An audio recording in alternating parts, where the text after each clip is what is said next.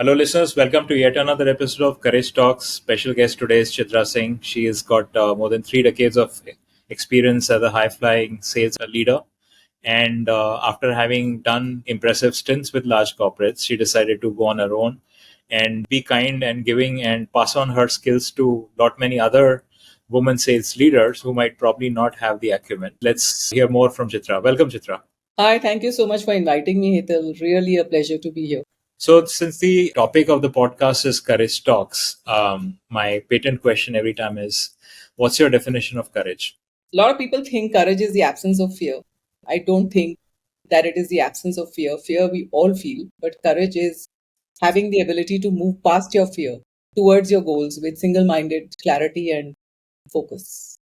We know a lot about you as you are today, right, in your current professional life, but not many might not know about your childhood, about your growing up days. So, why don't you just take us down memory lane? Tell us where you grew up, what was childhood like?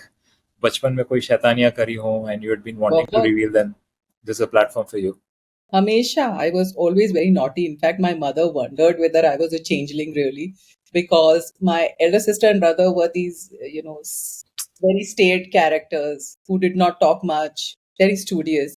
And I was this one who was not at all studious and always curious, asking questions, always dancing around, jumping around, trying to catch worms, frogs, uh, catching stray dogs here and there and trying to give them a bath because in my opinion the dogs were dirty and their moms were not giving them a bath.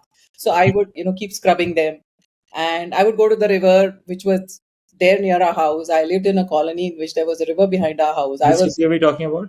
It was a Hindustan organic chemicals factory colony. My No, dad worked there. this was Delhi. No, this was near Bombay. It is a place called, the river is Patal Ganga.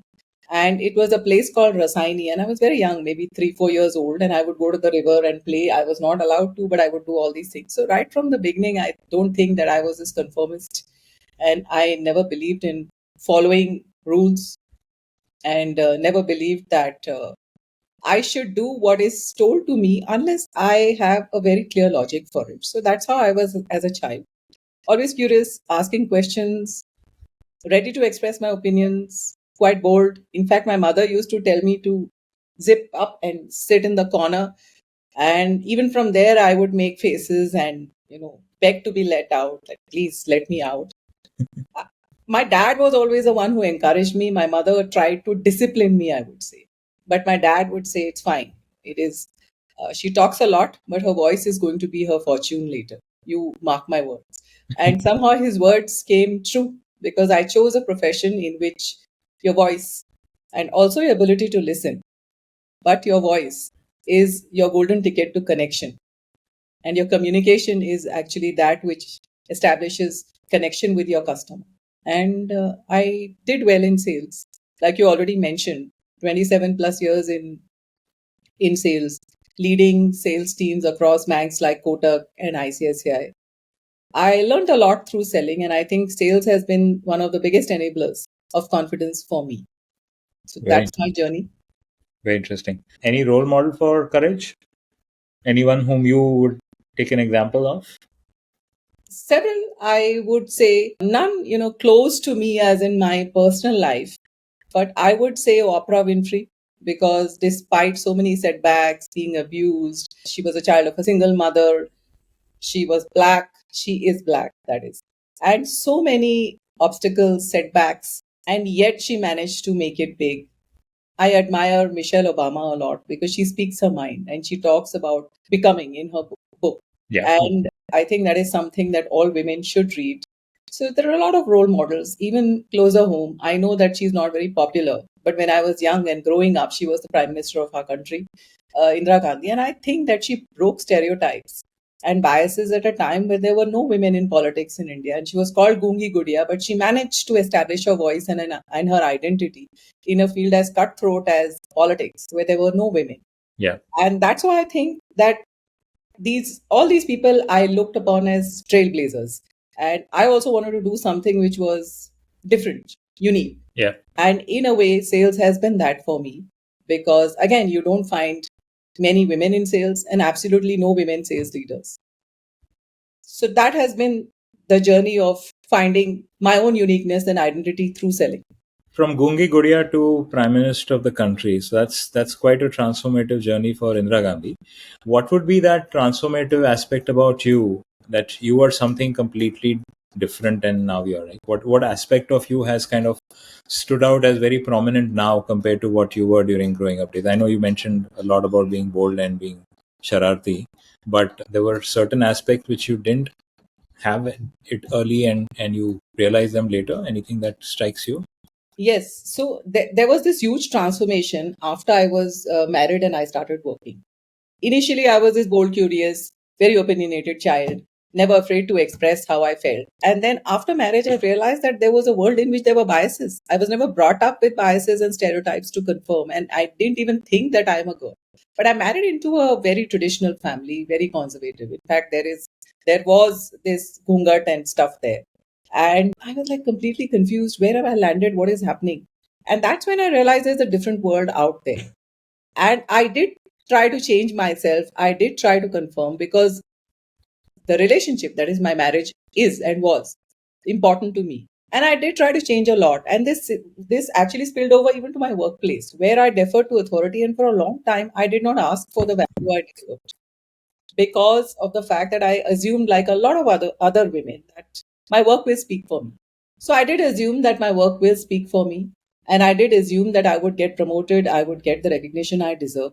But it didn't happen. And one such incident happened when I was in ICICI Bank, where I was passed over for a promotion. And I was in this business which was called retail institutional business. And I inherited a portfolio which was negative, which means money had flown out of the bank and it was negative.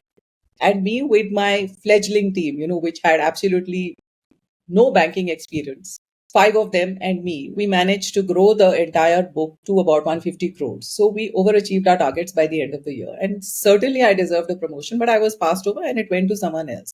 And that's when I realized that if I keep quiet today, not only will I lose my respect for myself, but I will never make it clear what my aspirations and ambition was. So I went to the zonal head and I spoke about it. And I said clearly that I would definitely want to be considered for this. And I know I'm ready. And if you don't think so, then you need to tell me why. So there was no answer except that, yes, it's not yet the right time, etc. But the fact is, that day I spoke up, I found my voice, and then I did not allow others to dictate my career graph. I did get the promotion within 6 months because the person who took over that position failed miserably. And I quit. Maybe I manifested it, but anyway, failed miserably. He quit and I took over in October. And as you know, in a bank, the financial year, it starts in April and ends in March. And so I was given 6 months to do the target, the annual target, in the promoted position. And again, this is like the proverbial setting up for failure kind of position. Yeah, yeah. But again, we did 95% of the target, and I got a great rating, and my team was phenomenal. And that's why I keep saying that leaders are only as good as their team. And if the team is with you, you can achieve anything. So it seemed almost impossible that we were at some 40% of our target when I inherited the portfolio, not even 40, maybe 30%. And by the end of the year, we were at 95%, Wow. which everybody thought was unimaginable. That too with a team which was in shambles. Half of them had left, the other half were new, lacking experience. This is another thing I've found throughout my career, that women often get these positions which are completely either not wanted by anyone else, or they are like setups for failure. So it's Leftovers. like trying it out. Okay, isko de dete hain. And if she succeeds, then well and good because we've got our outcome. Yeah, And if she doesn't, then anyway, we can tell her, listen, this is not meant for women. It's too cutthroat. This is a male dominated profession anyway. It's too yeah, aggressive. yeah. So part of the pitfalls of being in a male dominated profession, but I think I thrived on it and I enjoyed it because I love challenges. Right. So it helps to be speaking to a fellow salesperson because and be talking on courage talks, right? I believe that courage is the middle name for every sales guy. Going back memory lane, some of your tough sales experiences or tough sales instances, anything which remains with you from a memory perspective, some hard nut to crack sales, I mean customer or manager. Yes, actually, I have two such experiences. One is to do with someone in my team. And like I told you initially, I believe a leader is only as good as her or his team. And I believed completely in my team. And I believed that they were good till proven bad. innocent till proven guilty. Same theory I used with my team, that they were excellent, phenomenal, till they proved otherwise. And so I gave them all chances, all flexibility, and all freedom. And there was this boy in my team who looked after the east of India, and I was looking after south and east as the zonal head. And he had this huge, huge account, which was a public sector undertaking. I do not want to mention the name for confidentiality purposes. And this PSU, we hadn't cracked any PSU earlier. This was a PF trust account, which means several hundreds of crores would have come into the PF trust account. We had never handled those accounts before. We were not aware what kind of MIS would go out. And yet he was absolutely sure about his engagement with that decision maker, and he said this will come through. We followed this for 6 months, and I went to Kolkata maybe every month or twice in a month. And my daughter was small at that time, and I would do this morning evening because often my husband would be traveling and we couldn't kind of manage our schedules. One of us had to be back, often morning evening. And my bosses also said that this is not going to happen, this is just, he's giving you a pulling a fast one. But at the end of it, we managed to crack it, and that too one day before Dashera. In Kolkata, it is unheard of that before Dashera anybody works. One day before Dashera, I think it was the 6th day before, Vijayadashmi, the 6th day, and I was in Kolkata, and this was 5:30 in the evening, and everybody had shut shop. But this customer was waiting for me with the check and a box of sweets, and he told me Devi herself has come to take the check. I cannot refuse you today, and he's given me this in my hand. And yeah, it was cliched, and my gender, of course, played a very big role. But he believed it was auspicious to give me the check. Can you imagine a customer like that who is waiting for me and giving me after 6 months? And of course, we got it. So, and several hundreds and hundreds of crores. It was the first PF deal we cracked. It became the largest account for India, not only for South and East. And I did the entire, South target with this. So that was one thing which stayed with me. And what stayed with me is not the quantum, in terms of crores, but two things. Of course, the beauty with which he said it so simply, the customer, that, the Devi has walked in, which touched my heart, though it was cliched. And the second is the belief that this guy would do it. That belief strengthened my reportee's resolve.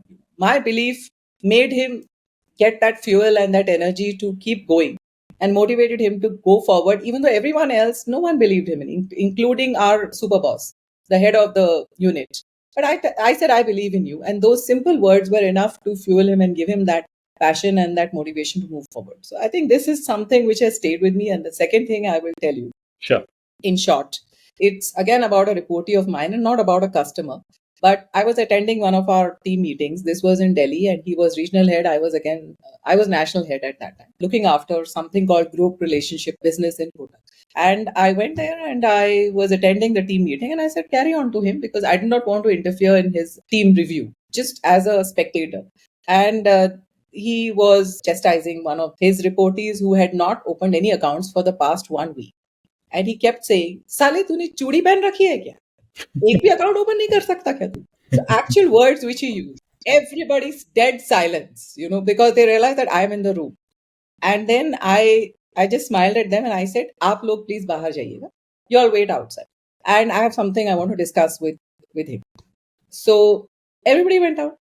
And then I asked him, I was wearing bangles. And so very melodramatically, You had yeah, asked for it that day.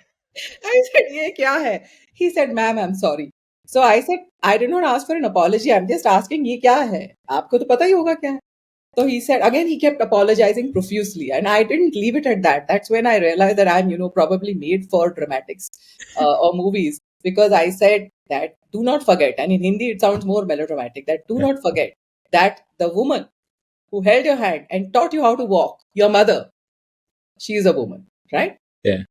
The other person who's holding your hand through life and helping you navigate the challenges and hardships of life is a woman, your wife. And the third one who holds the reins of your career in her hands is again who? A woman, your boss. So remember, don't underestimate women, because they hold the reins to your life, starting from your mom to your wife, and sometimes, with your bad luck, even your boss. So after that, we are good friends. And he tells me that his women sales managers are some of the best performers. And I'm happy that at least one person got over his biases. He says it is unconscious, and many men say it is unconscious, but I do believe it is conscious, unless they are challenged. they do not change their ways. And you need someone to challenge you, and probably someone of authority. And that is why women need to get into positions of leadership and influence and authority in order to be able to influence the gender narrative going forward and pave the way for other women coming after us. Yeah. See, this did pave the way for more women in his team, right? So this Chudi story, Bangle stayed with me. By the way, the PSU customer, are you still in touch with him? No, not in touch with him You know, because I left banking. I went to Japan good after like 15 years after I left the country. And one of the best time I had was to meet my old manager, old customer. We had a fabulous time. And the memories remain, of course. And this is a customer who used to like really get the worst of negotiations from my end. Absolutely. Sometimes they become your best friends because they realize that, see, there's no hard feelings involved when negotiation is there. Yeah. It depends on who has more leverage, who has more power, what are the stakes, what are the outcomes you want out of this particular negotiation.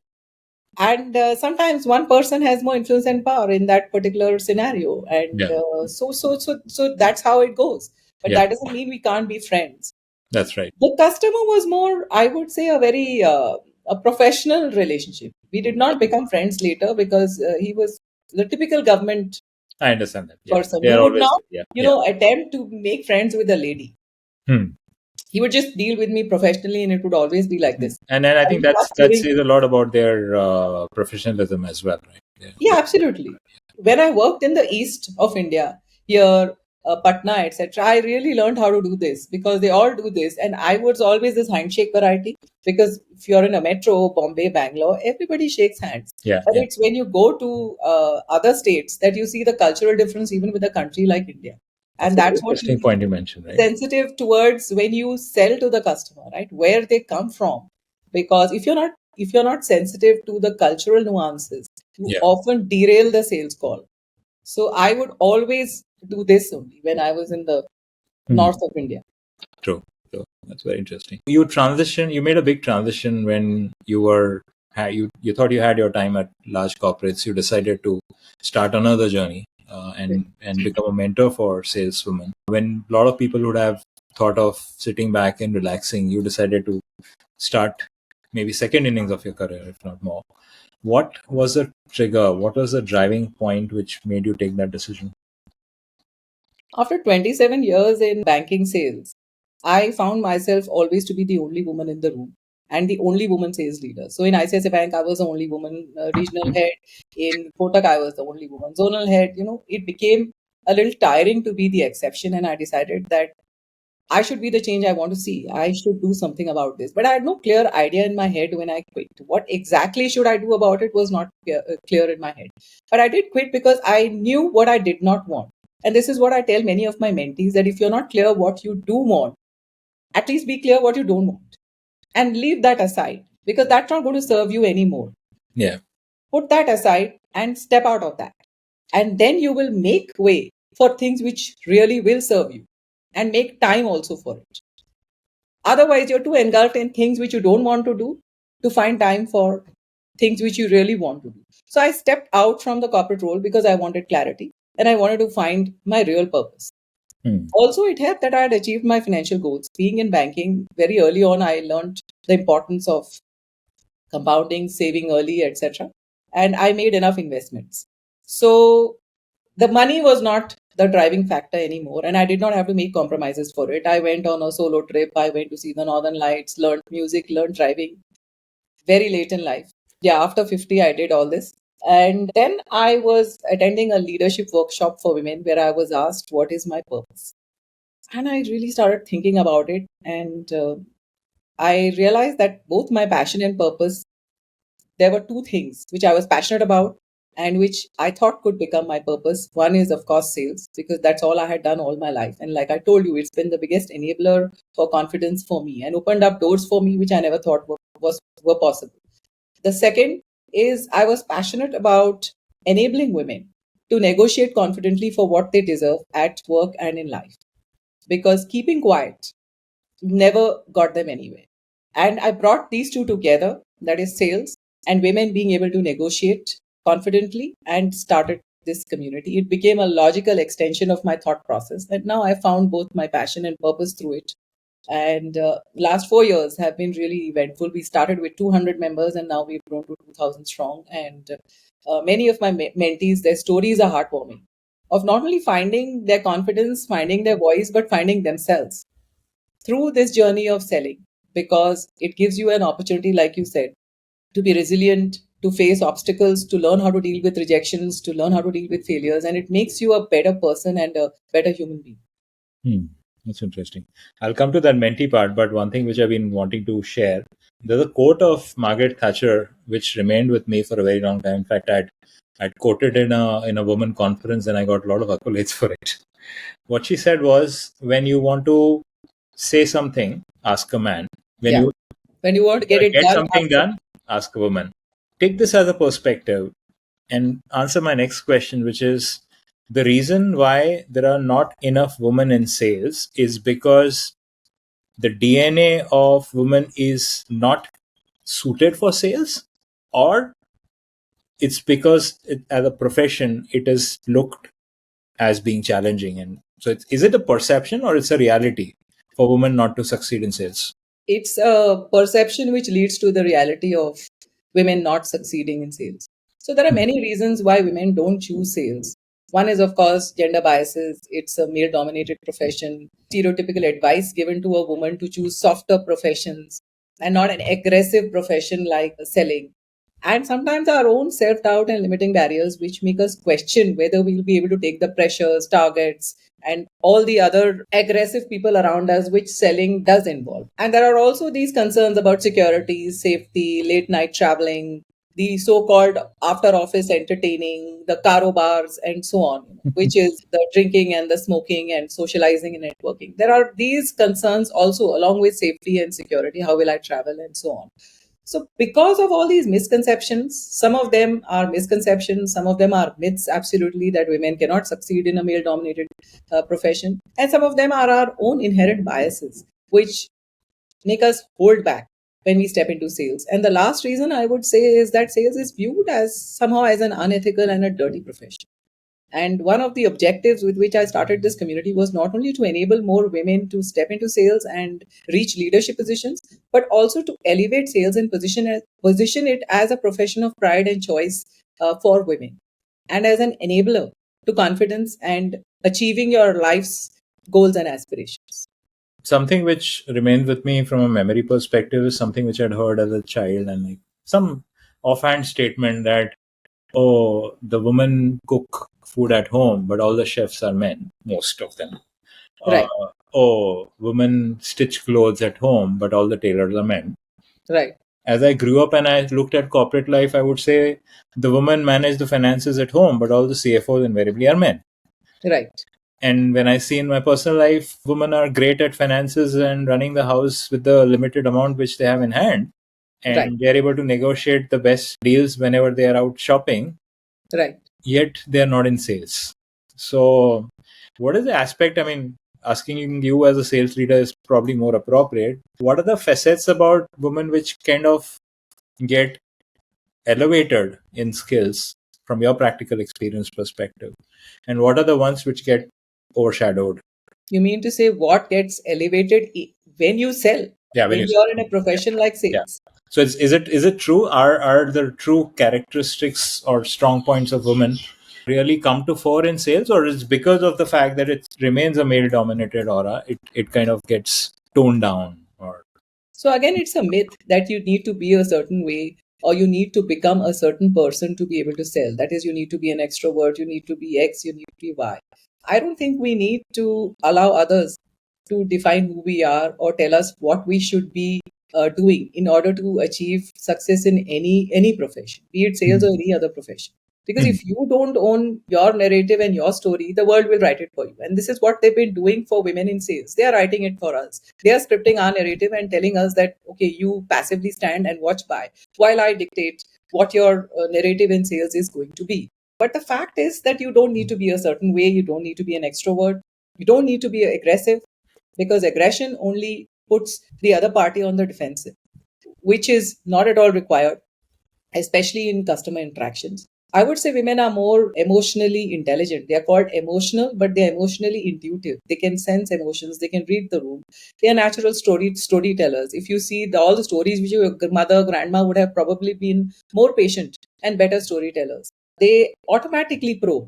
So if you see, even when you're a child and you fall down and come, your mother will of course be putting the medicine and the balm and etc. But also be asking, किधर गिर गया, क्या हो गया था, कौन था तुम्हारे साथ? So many questions. Even my daughter till today says, Mom, so many questions. They're naturally curious and they want to know. And this probing and this natural curiosity again helps with customers. And lastly, they are socially conditioned to want to be liked. And men are socially conditioned to want to win. So women want to be liked and men want to win. And sometimes they win at any cost, even at the cost of the customer. For them, the deal is everything, right? Whereas for a woman, the relationship is everything. And this relationship orientation actually serves them well in sales, because when they are customer centric, the customer can sense it. And when they put the customer's interests at least equal to theirs, the customer can sense it. And that's why this is proven by facts that women's quota achievement rates in sales are 8% higher than men. 8%. Wow. And women led teams achieve a 3% higher quota. Their quota achievement rates are 3% higher. And our win rates are 11% higher. And the value of the deals we close also is $5,000 more. All this because of empathy, emotional intelligence, being able to read the room, being great storytellers, being able to probe effectively. Sometimes women do talk more, but the reason they talk is to understand, not to prove their point. Not to prove their point. And when the customer feels understood, they establish a connection. And customers who feel connected by, you know that. So it's a logical extension. So if this doesn't give you enough reasons, I don't know what will.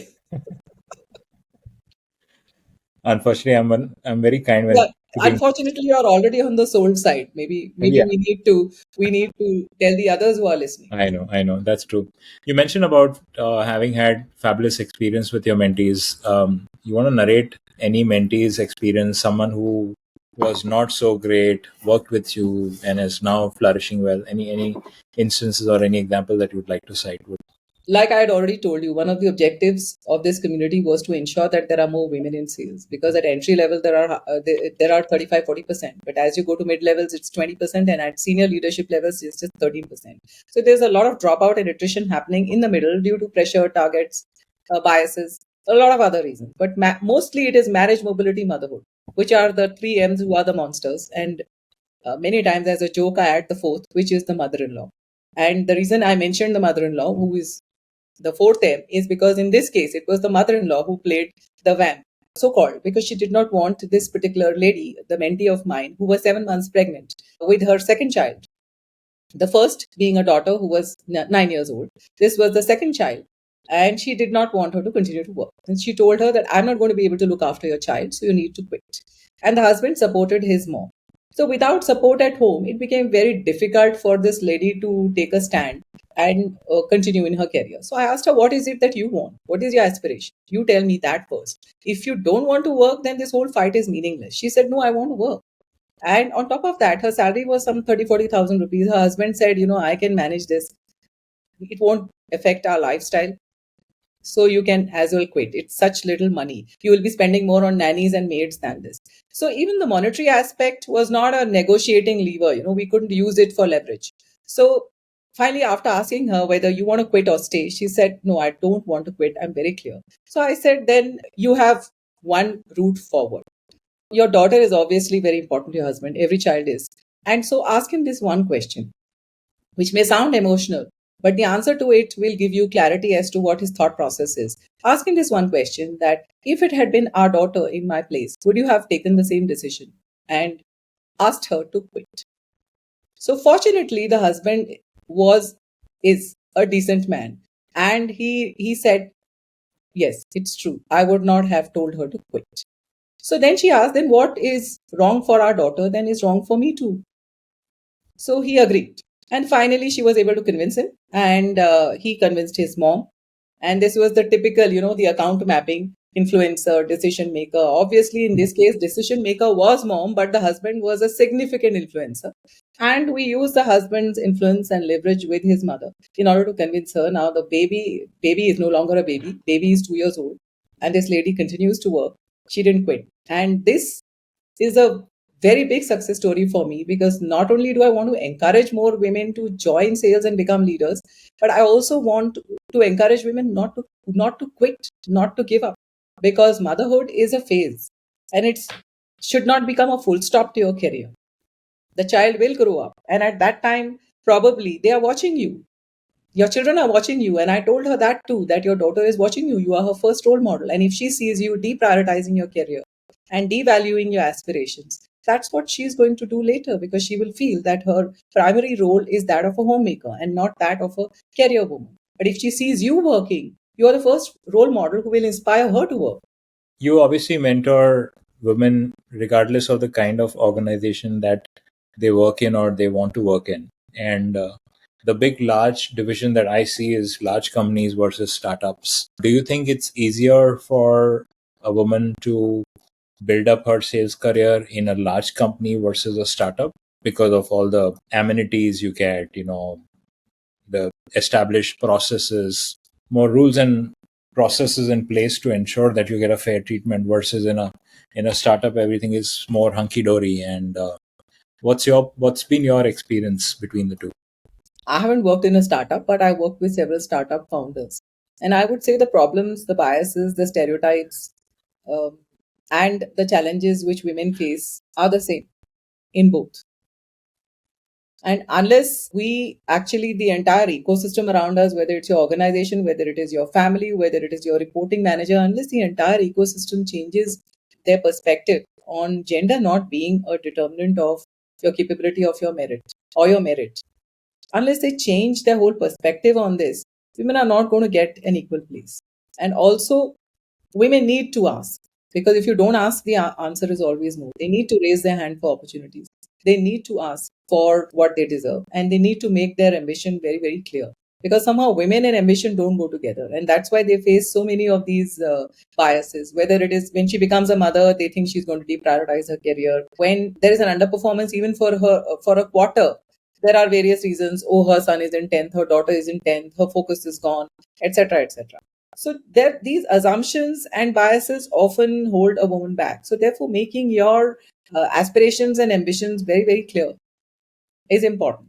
In this whole promotion discussion which we had, where I was passed over for the promotion, I was told later that it was assumed, since you have a small child, you will not move location. I said, you didn't even ask me. You didn't even ask me. I moved, my husband moved, the child moved, which they thought was unthinkable at that time, because he was working in a company like Cisco, where he was earning probably 4 times what I was earning. And so they did not think that a person in that position would move. But he is a salesperson too. So probably he understood, and this that it was important for my career. And he could negotiate Wow, in his office. And so we moved. And so everybody moved. that's a fabulous story. I hope it's documented somewhere for more people to learn. No, actually, no. As I'm talking to you, I realized that all of us moved. All of us moved. She wasn't a baby, but she was just 3, Yeah, maybe 2.5, yeah. 3. And he was doing really well in his company. And there was no reason for him to move, except, of course, this position. But it would have taken my career back by several years. And I don't think I would have been considered for leadership positions, which is one piece of advice I give all women, that raise your hand for opportunities, even if you're not completely ready for it. Because when you don't raise your hand at the right time, it is assumed that you will never be ready and you are passed over. Yeah. So even if you're 60% ready and you don't know the entire way, I didn't know how it would work out, pan out, etc. Right? Within 2 weeks, I had to go there, find a house, set up an apartment, etc., etc., find a nanny, do lots of things. But Which city to which I city the took it shift up and it went entail well. was? Chennai. Oh, okay. And it didn't help that I'm a Tamilian, frankly. Except that the carpenter would land up pronto when I called up. But when my husband called up, he would come after 2 hours because I spoke in Tamil. But that's the only thing which probably was advantageous. Everything else was, including the weather, was not so advantageous. But nevertheless, it was a defining period in my career. Hmm. When it comes to helping mentees, I have a trick question to ask you. Just like our kids don't do well in school, beyond a point, it doesn't help to just talk to our kid. We would need to talk to the teacher or the principal or friends to make sure that the kid gets back to where he or she needs to be to. Right. Would that Right. happen in in your mentee's case, where you feel that okay, you need to make sure that the mentee gets a more conducive atmosphere at the workplace? So would you go and talk to her manager or her colleague and say, boss, isko thoda sahara do, or isko thoda, I mean, I might be sounding condescending. No, I Me too. don't. I don't. I don't, because it doesn't work in a professional context. Yeah. And also, I am not their reporting manager. Hmm. But I do make it a point to do a deep dive and have focused discussions one on one with at least 4 or 5 women in the team for every learning journey or mentorship journey that I take up in corporates. I don't just go by HR or L&D's word on these are the challenges. So they have a list of challenges and they say we need the training program to address these challenges for women in sales. So I say, with due respect, I do appreciate and acknowledge the kind of work you've put in, but I would like to talk to 4 or 5 of them. You can pick who. Some of them should be great performers, some average, some bad performers, and I would like to understand their perspective of what are their enablers and what are their barriers. And believe me, some really interesting stuff comes out, including mother-in-law not allowing me to work and so on, late hours, and manager having these reviews only after 6:30 in the evening, and lots of things come out. And I document all that with my recommendations, and I share it with the HR head and the DEI head. And I tell them ultimately that if your objective is just to recruit more women in sales, you can continue as you want. But if your objective is to stem the leaking bucket, stop it and prevent women from attriting, then you need to do these things, which could probably be some recommendations as simple as changing the hotel where women stay, because often they are unsafe for women. I'll give you an example. When I was in Kotak, there was this service apartments policy which came in because they were cheaper and there were 3-4 rooms, and a lot of people could stay there instead of one room, one hotel, Yeah, yeah, etc. So they were cheaper. And there was also this 500-kilometer policy that if anything is less than 500 kilometer, you would have to travel by okay. train. Now I had two problems. First, guest house may there are those dirty cooks and those people with the tolia and just these 3 men and me. I was not comfortable. So I went and told my boss that this is not happening. And so he just signed off on a deviation in terms of policy that she has hotel accommodation, and these are the 4-5 hotels which are permitted, which were within a certain range. Fine. So that was one. And it is a very small sign off, Yeah, but a few thousand rupees. But it ensures the safety and security of that woman. And more importantly, it gives her a feeling that she's valued and respected in the organization and that her word means something to them. yeah, So this was one. The second one was this 500-kilometer thing where I told him that if my baby is alone, I need to get back the same evening. And that does not happen by train, even if it is 500K. So I need. So that was also signed off. And in fact, interestingly, he was also my first client who trusted me. This boss of mine later became MD of another company, and he was the first client who trusted me. That company is also Kotak Life, and they became my first client. So they trusted me with their business later. So initially, he trusted me to handle his team, and later on, trusted me even as a vendor. And I would say that's how allies really should and must behave. of course. That the allyship journey begins with your manager. Hmm. And it really didn't end for him, because even after I became a vendor, the allyship continued. And more interestingly, I was featured in their coffee table book as Wow. a woman who's breaking barriers. And I was like really thrilled to see myself in a coffee table book by Kotak Life. And it's called She Evolution. And the reason I'm saying it is the title was Breaking Barriers. So I see that even now, after 30 years, there are still so few women breaking barriers in sales that it was my story that they had to highlight.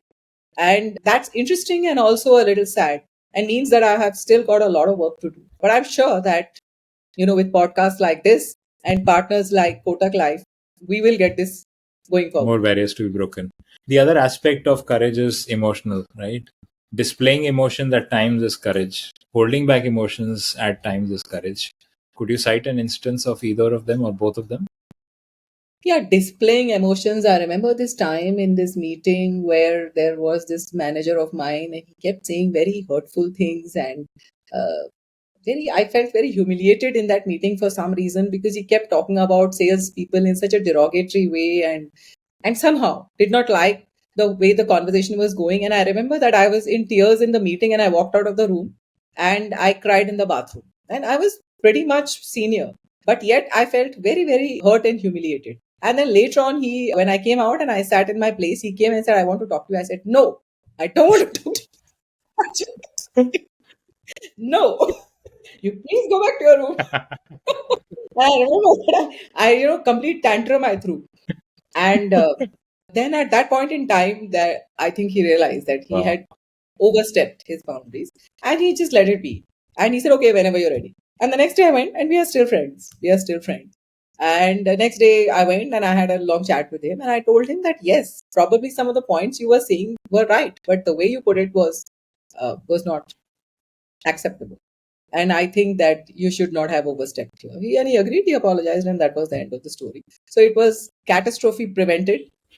And we both dealt with it very maturely later. After the first tantrum, I think we dealt with it very maturely.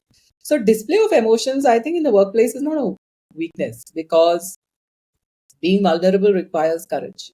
And telling your team that you thought this would work, but it didn't, and it failed, but you need to, now you've fallen down, but you need to get up and start running again, requires a lot of courage.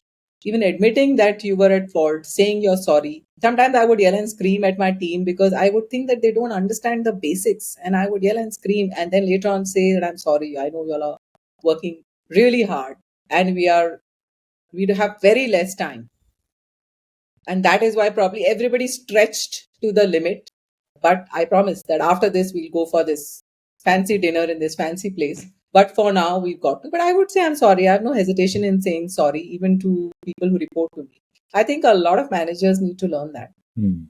That saying sorry does not mean you become less. Saying sorry just means that you are human. And you can be offensive at times. You need to take care of other people's feelings because, like I said, when people feel valued, then they value you and they give their best and they come back to work with that renewed zest every single day. Courage also involves taking risk. Any instance where you took a big risk and pulled it off? I think I'd already mentioned that whole promotion pit Oh, yeah.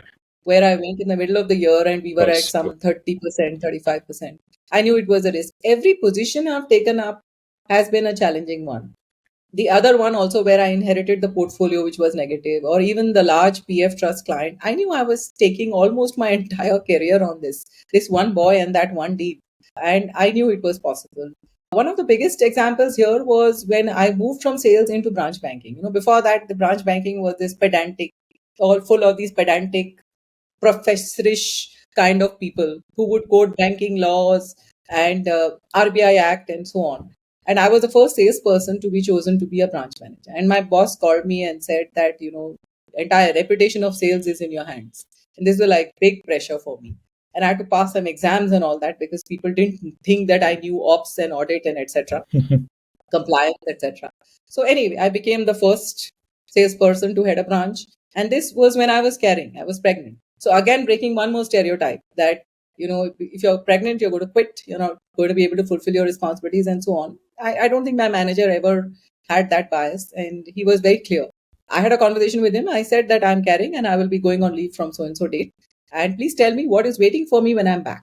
This is again what I tell women, that you must have complete clarity on your career path and make it known that you're going to come back and you're ambitious and you want a clear career path so that no one can compromise with your career. You don't need to compromise and no one can play dirty with your career. Any case, I got this opportunity and she was born in February and I started the branch February 27th and started the branch on July 8th or 9th. So around the same time when I came back from ML, because as you know, ML that time was 3 months only. So I came back somewhere in maybe June, and July 8th was the launch of the branch. So I keep joking that there were two launches at one time, right? The baby was launched, my first project, and my second was the branch, both together. That was a huge risk I took because the baby was small. I was a salesperson. I am still at heart. And everybody expected me to fail. Isko kya audit aayega, what compliance, etc. But we broke every single record there. We won all awards, whether it was for home loans, cross sell, auto loans, and the branch achieved 200% of the target. Again, I did the target for the region. So target was 60. We ended with 130 crores by the end of the year. So big risks. But again, I would say that I was clear that I was intentional about wanting to continue. And that's where a lot of women fail. They themselves are not clear. And their career intentionality often wavers when they have children because they feel guilty about leaving the child. And then they allow social pressure, expectations, and the need for validation as a good mother. The fear also of being isolated. So I call that SEVI, the societal expectations, the need for validation and fear of isolation. This is what holds women back. So often they compromise on their careers and they choose accommodation over ambition and compromise over conviction and give up their careers. But I was clear that I have to continue come what may. I've taken my baby to the office, attended branch meetings with a baby here, and still been taken seriously because I would be asking for numbers and the baby would be here. So because after 6 o'clock, nanny vanishes. So what do? I live very close to the branch. Get the baby sitting on the lap. In fact, there's a hilarious story. If we have time, I can tell you Yeah, about. sure. There is this customer who walked into my branch, the same set branch, where I did double the target, and he wanted to look. He was looking for the branch manager. In the meantime, there was another customer who was trying to call up the contact center from my phone in my room, and he had a baby in his hand. And I said, "Okay, why don't you give me the baby, and why don't you try to call up?" And it was for another company, group company of ours. So I could not directly help him out. I said, "Why don't you call up this? If there's still no help, maybe I could, reach out to someone." He was trying the number. I had the baby, and the second customer walks in yelling and screaming, "I didn't get my statement." And who is the branch manager? I want to meet the branch manager. So baby, and then I'm saying, "I'm the branch manager." You are the branch manager, and I with the baby, I am the branch manager. So that was another very funny incident. And then finally, fortunately, the other customer put the phone down, and I handed the baby back to him, and I said, "Here, sir, here's your baby." And then I asked this customer, "How can I help?" But obviously, a woman with a baby cannot be a branch manager and cannot be taken seriously. That was the message I got that day from the customers, completely stupefied look. "You are the branch manager." That was a hilarious situation. कैसी branch है? How? What kind of branch with babies and stuff? I've taken her for a call. The baby, the ball, the bottle. So the three B's. And my branch sales manager, the fourth B. Baby, ball, bottle, branch sales manager. And I told him, कभी बच्चे को handle किया है? नहीं. शादी हुई है? नहीं. नीचे खड़े रहो, driver, baby, ball, bottle and branch manager, branch sales manager.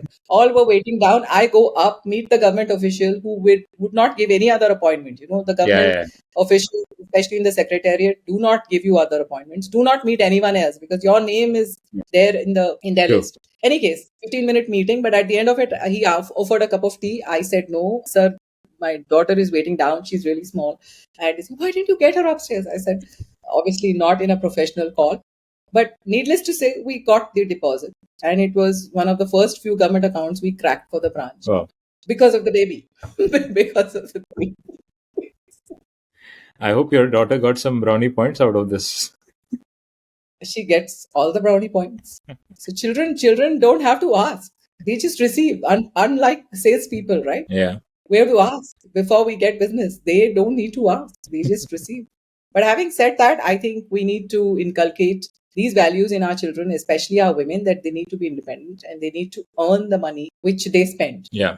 A lot of pampered children do not understand the value of money, and some of them become pampered wives. Nothing against women who are homemakers, but it is important in order to have a voice and leverage and power at home and influence decisions at home. You need to have financial independence, which is what I tell all women, that if you quit your job or don't work, you're forever dependent on someone else. Right.